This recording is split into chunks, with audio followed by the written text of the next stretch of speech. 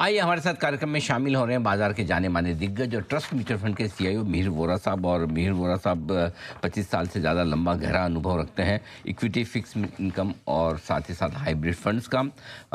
उन्होंने काफ़ी बड़े दिग्गज mid cap, small cap, large cap, flex cap सारे तरह के फंड्स हैंडल किए हैं। और अभी 70,000 करोड़ से ज़्यादा का एयूएम उनके अंडर में है। पेशे से आप सीएफए हैं। इसके अलावा आपने आईआईएम लखनऊ से post graduation diploma in management किया है और साथ ही साथ आपने बैचलर इन इंजीनियरिंग मैकेनिकल्स में डिग्री हासिल की है वडोदरा से। मीर सर, गुड मॉर्निंग, बहुत बहुत स्वागत है आपका, धन्यवाद समय देने के लिए। और आज मैं आपसे ये नहीं पूछूंगा कि बाजार का डायरेक्शन क्या लगता है, आपको तेज़ी लगती है नहीं, क्योंकि वो मुझे पता है। और पूछिए कैसे पता है वो पूछिए, जरा आप ये पूछिए, आज सवाल आप पूछिए मुझे। बताइए, आपको मेरा जवाब कैसे पता है? हाँ, जवाब मुझे ऐसे पता चल गया। मैं हमारे दर्शकों को बताना चाहता हूँ, अभी अभी मिहिर सर के फंड ने large and mid cap fund launch किया है। और वो फंड का एनएफओ खुला हुआ भी है। तो I am sure sir market पर पॉजिटिव है, बुलिश है, इसीलिए फंड लॉन्च किया है। तो पहले सर मार्केट के डायरेक्शन से पहले जरा अपने फंड के बारे में बताएं जो आपने लॉन्च किया है। समझाएं सर कि क्या है ये फंड, किस तरह के स्टॉक्स में इन्वेस्ट करेगा और ये लॉन्च करने का ये सही समय आपको क्यों लगा है? Certainly, thank you for having on the show first of all. देखिए, जैसे आपने मार्केट के बारे में पूछा, तो ब्रॉडली हमारा प्रोडक्ट लॉन्च करने का रीजन ये है कि 2 साल की करेक्शन में कहूंगा, साइडवेज करेक्शन हुई है मार्केट में। तो उसकी वजह से वैल्यूएशंस काफी अट्रैक्टिव हो गए हैं। हमारी जो थोड़ी सी ओवर वैल्यूएशन वाली सिचुएशन थी 2024 में, आज हम 2026 में है।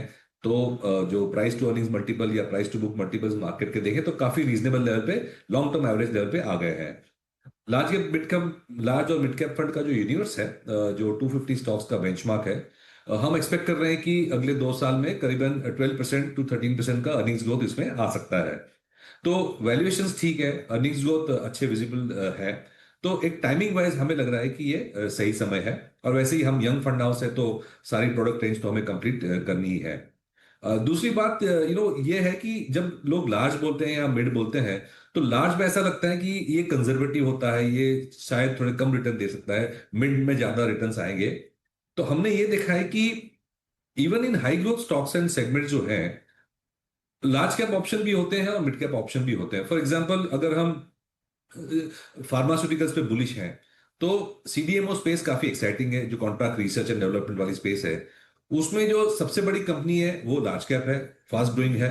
उसमें जो फास्टेस्ट ग्रोइंग कंपनी है वो मिड कैप है। सिमिलरली, अगर डिफेंस में हम पॉजिटिव हैं, तो सबसे बड़ी डिफेंस कंपनी जो एयरक्राफ्ट मैन्युफैक्चर है वो लार्ज कैप है। लेकिन सबसे बड़ी मिसाइल कंपनी जो है वो मिड कैप है। तो इस तरह से हम सेगमेंट बाय सेगमेंट देखेंगे, तो लार्ज और मिड दोनों ही स्पेस में हमें ग्रोथ के ऑप्शंस मिलते हैं। तो ये एक good combination of quality, stability as well as growth की कॉम्बिनेशन लार्ज एंड मिड में मिल जाती है। तो ये बेसिक रैशनल था। वैल्यूएशंस ठीक है और ग्रोथ ऑप्शंस दोनों सेगमेंट में हमें मिलते हैं। ग्रोथ के ऑप्शन हैं, वैल्यूएशंस अच्छे हैं, बाजार का मूड माहौल ठीक होता दिख रहा है। ये सारे ट्रिगर्स हैं जिनके दम पर एक बढ़िया फंड लॉन्च किया और आप भी इसमें चाहें तो निवेश कर सकते हैं। ये फंड खुला हुआ है एनएफओ के तौर पर। लेकिन अब आइए बढ़ते आगे सर, अब जरा फोकस नतीजों पर करें। आईटी शेयर नतीजों के बाद क्या कहानी कह रहे हैं, खरीदना है, बेचना है या अभी भी करना है इंतजार? अ, मुझे लगता है आईटी जो सेक्टर है वो एक नो मैन्स लैंड में है कहूंगा। इन द सेंस, जैसे कहते हैं, वैल्यूएशंस उन्हें मरने देंगे नहीं देंगे, लेकिन ग्रोथ उन्हें जीने नहीं देगा। तो लिक्विड ऑक्सीजन वाला मामला हो रहा है, क्योंकि वैल्यूएशंस बहुत सस्ते हैं, लेकिन स्ट्रक्चरल ग्रोथ पे क्वेश्चन मार्क्स है। तो आप अगर कहें कि 5 साल का व्यू लेके अगर हम चले, तो क्या आईटी सेक्टर ब्रॉड मार्केट को आउट परफॉर्म करेगा, खास करके लार्ज कैप आईटी? तो मेरा एक्सपेक्टेशन है कि ये नहीं करेगा। क्या इतने पिटाई के बाद, जिस तरह से पिछले 3-4 महीनों में आईटी स्टॉक्स की जो करेक्शन हुई है, 30-40% डाउन गए हैं, तो क्या ये लेवल से 5-10% की रैली आ सकती है? आ सकती है। तो टैक्टिकली अगर वैल्यूएशन सिर्फ ओवरसोल्ड देख के अगर ट्रेड करना है, तो ये एक सेक्टर में अपॉर्चुनिटी आ सकती है। लेकिन अगर लॉन्ग टर्म ग्रोथ प्रोस्पेक्ट्स की देखें, तो मुझे लगता है ये सेक्टर अभी भी अंडर परफॉर्म करेगा लॉन्ग टर्म में। ओके, तो ये है आईटी शेयरों पर राय। अब आइए, नतीजों का सीजन चूंकि शुरू हुआ है, जरा एक बार राय आपसे सर, बैंक्स, एनबीएफसी और रेट सेंसिटिव शेयरों पर भी लेना चाहता हूँ। क्या ये मजबूत रहेगी स्पेस, अच्छे नतीजों की उम्मीद की जाए? अगर यदि हाँ, तो कहाँ निवेश करने के मौके दिखते हैं आपको? दोनों सेगमेंट, जैसे आपने कहा बैंक्स और एनबीएफसीज, दोनों सेगमेंट के लिए सिचुएशन अच्छी बन रही है। दो तीन reason. First of all, very clearly हम देखें पिछले 2 महीने से क्रेडिट ग्रोथ में पिकअप हो रही है, तो that is first of all the sign of growth. और जब डिमांड होती है तो प्राइसिंग पावर भी आ जाती है, तो ग्रोथ की एक टेलविंड्स है। सेकंड, हम एक्सपेक्ट कर रहे हैं कि जो आरबीआई ने जो एनआरआई स्कीम डॉलर को कंट्री में लाने के लिए, उसकी वजह से भी इंटरेस्ट रेट्स काफी अच्छे रहेंगे, लिक्विडिटी अच्छी रहेगी, बोरोइंग कॉस्ट बैंक की जो है वो नीचे आ सकती है। तो बोरोइंग कॉस्ट में मुझे लगता है इजीनेस है, डिमांड साइड पे ग्रोथ है, और जो बैंकिंग सिस्टम की जो हेल्थ है वो बहुत अच्छी है। एनपीएस का कोई इश्यू नहीं है। जो सारी क्लीनअप हमने पिछले 10 साल से की है, उसका फल अभी हमें दिखेगा। तो I think we are starting from a clean slate. Valuations जैसे कहें 2 साल के करेक्शन के बाद काफी अट्रैक्टिव हो गए हैं। तो सारी कॉम्बिनेशन, सारी सिचुएशन, सारे फैक्टर्स जो है वो बैंक्स और एनबीएफसीज के लिए अच्छे बन रहे हैं। ओके, बैंक्स एनबीएफसी के लिए सही मूड माहौल है, यहाँ पर बढ़िया तेजी के आसार है। एक और जो बड़ी समस्या थी हमारी जो एफआईज की बिकवाली को लेकर, क्या समझे सर? क्या टेम्पररी थोड़ा सा एफआईज रोके हैं, या फिर आपको लग रहा है शुरुआती संकेत कि अब आएंगे खरीदने? मूड माहौल कैसा है?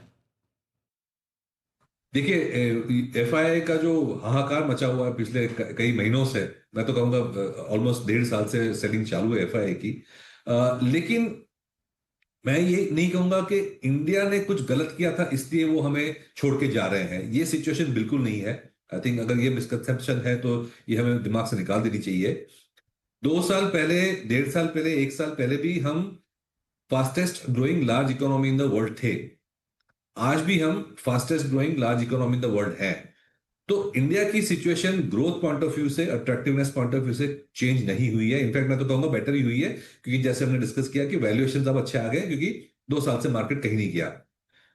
Change FII point of view से ये हुआ कि उन्हें अदर कुछ और चीज अच्छी मिल गई, जो एआई की जो ट्रेड थी।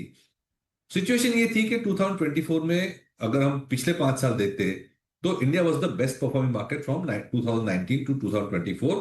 और वो जैसे इन्वेस्टर्स करते हैं कि मोमेंटम में सारे ओवरवेट हो जाते हैं, तो एफआईआईज बाय 2024 काफी ओवरवेट हो गए थे इंडिया पे, और वैल्यूएशंस थोड़े एक्सपेंसिव हो गए थे। तो एक रीजन था। दूसरा, जब एआई का ट्रिगर आया, जैसे डीप सीक मोमेंट आया चाइना का, तो उन्हें फोर्सिबली पैसा डालना पड़ा ताइवान में, और उसके बाद हमने पिछले देखा है 1 साल में सेमीकंडक्टर्स में, ताइवान कोरिया में। तो उनकी अटेंशन थी वहां डिस्ट्रैक्ट हो गई है।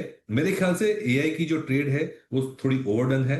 हमने देखा है कोरियन मार्केट्स ऑलमोस्ट 20% गिरे हैं पिछले 1 महीने में। जो फ्रॉथ थी, जो ओवर स्पेकुलेशन थी, वो कम हो रही है।